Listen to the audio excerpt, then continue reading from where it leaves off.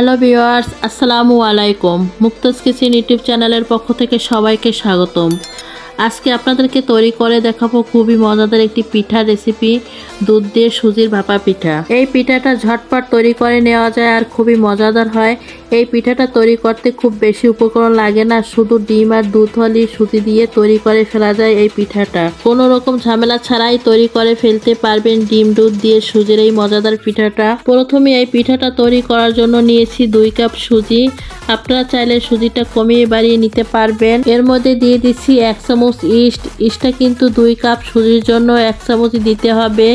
এর চেয়ে বেশি দিলে ইস্টের গন্ধের জন্য পিঠাগুলো খেতে ভালো লাগবে না। আর দিচ্ছি স্বাদ মতো লবণ। এখন লবণটার ইস্টটা এই সুজির সাথে ভালো করে মিশিয়ে নিচ্ছি। এখন এর মধ্যে দিয়ে দেব 2টি ডিম। 2টি ডিম একসঙ্গে দিব না, আমি একটি একটি করে মিশিয়ে নেব সুজির সাথে। একটি ডিম দিয়ে সুজিটা মিশিয়ে নিয়েছি, আবারও আরেকটি ডিম দিয়ে মিশিয়ে নিচ্ছি।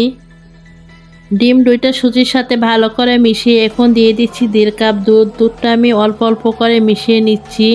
আর দুধটা হতে হবে কুসুম গরম, হাত দিয়ে সহ্য করা যায় ঠিক তেমন হতে হবে। এই মিশ্রণটাতে একেবারে ঠান্ডা দুধটা ব্যবহার করা যাবে না। আর আমি এখানে 1.5 কাপ দুধই একেবারে ব্যবহার করব। পরবর্তীতে আমি দুধ বা পানি ব্যবহার করব না। আর এই পিঠাটার জন্য শুধু আমি দুধই ব্যবহার করব, কোনো রকমের পানি আমি এই পিঠাটাতে ব্যবহার করব না। তবে খেয়াল রাখবেন দুধটা ঘন হতে হবে, তাহলে পিঠাটা খেতে বেশি ভালো লাগবে আর বানানো সুন্দর হবে। এখানে আমি 2 কাপ সুজির জন্য 1.5 কাপ দুধ ব্যবহার করেছি, তবে আমি সম্পূর্ণ ঘন দুধ ব্যবহার করেছি। আপনারাও ঘন দুধ ব্যবহার করার চেষ্টা করবেন। সম্পূর্ণ দুধটা দিয়ে ভালো করে এই মিশ্রণটা গুলে নিতে হবে। মিশ্রণটা খুব ভালো করে গুলে নিয়েছি। এখন এটা আমি ঢেকে রেখে দিব 5 থেকে 6 ঘন্টার জন্য। আপনারা চাইলে আরও বেশি বা কমও রাখতে পারবেন, আপনাদের সময় অনুযায়ী এটা আপনারা কম বেশি করে এটা রেস্টে রেখে দিতে পারবেন। 5 ঘন্টা পর ফিরে আসলাম। 5 ঘন্টা এটা রেস্টে রাখার পর এটা ফুলে ডাবল হয়ে গেছে। এখন এটা নাড়াচাড়া করে দিয়ে ভিতর থেকে বাতাসটা বের করে দিচ্ছি। বাতাসটা বের করে দিয়ে দিচ্ছি 1 কাপ চিনি। আপনারা চাইলে চিনিটা আরও বেশি বা কম করে দিতে পারবেন। আপনারা যে পরিমাণে মিষ্টি খাবেন সেই পরিমাণে চিনিটা দিয়ে নেবেন। চিনিটা মিশ্রণের সাথে ভালো করে মিশিয়ে এখন দিয়ে দিচ্ছি 1 কাপ নারকেল কোড়া। নারকেল কোড়াটা মিহি করে দিতে হবে, বড় বড় করে দিলে পিঠাটা সফট হবে না আর খেতেও বেশি একটা ভালো লাগবে না। নারকেল কোড়াটা মিশ্রণের সাথে ভালো করে মিশিয়ে নিচ্ছি। ভালো করে মিশিয়ে এখন দিয়ে দিচ্ছি সামান্য লেবুর রস। লেবুর রস দিলে পিঠার ঘ্রাণটা ভালো আসবে আর ডিম আর ইস্টের গন্ধটাও কম আসবে পিঠা থেকে। লেবুর রসটা দিয়ে দিচ্ছি 1 চামচ এলাচ গুঁড়া। এলাচ গুঁড়াটা দেওয়ার কারণে পিঠা থেকে একটা সুন্দর ফ্লেভার আসবে। এখন সবকিছু ভালো করে আবারও মিশিয়ে দিচ্ছি। সবকিছু ভালো করে মিশানোর পরে এটা আবারও 20 মিনিটের জন্য রেস্টে রেখে দিচ্ছি। তাতে করে দেখবেন চিনিটা আরও খুব ভালো করে গলে মিশে গেছে।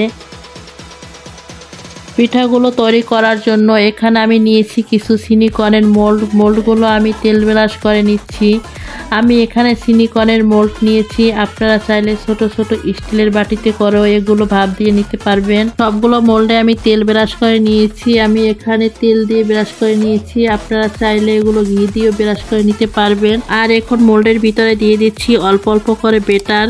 এটা খুব ভরে দিতে যাবেন না, তাতে করে এটা ভাপ দেওয়ার সময় ফুলে গিয়ে উপর থেকে পড়ে যাবে। এটা উপর থেকে কিছু অংশ ফাঁকা রেখে তারপর দিতে হবে। আমি সব মোল্ডগুলোতেই একই সমান করে বেটার দিয়ে নিচ্ছি। এখন এর উপর থেকে গার্নিশের জন্য দিয়ে দিচ্ছি মিহি করে নারকেল কোড়া। আমি আবারও বলছি এই পিঠাটার জন্য নারকেলটা মিহি করে কুড়িয়ে নিতে হবে। এখন উপর থেকে দিয়ে দিচ্ছি কিশমিশ কুচি করে।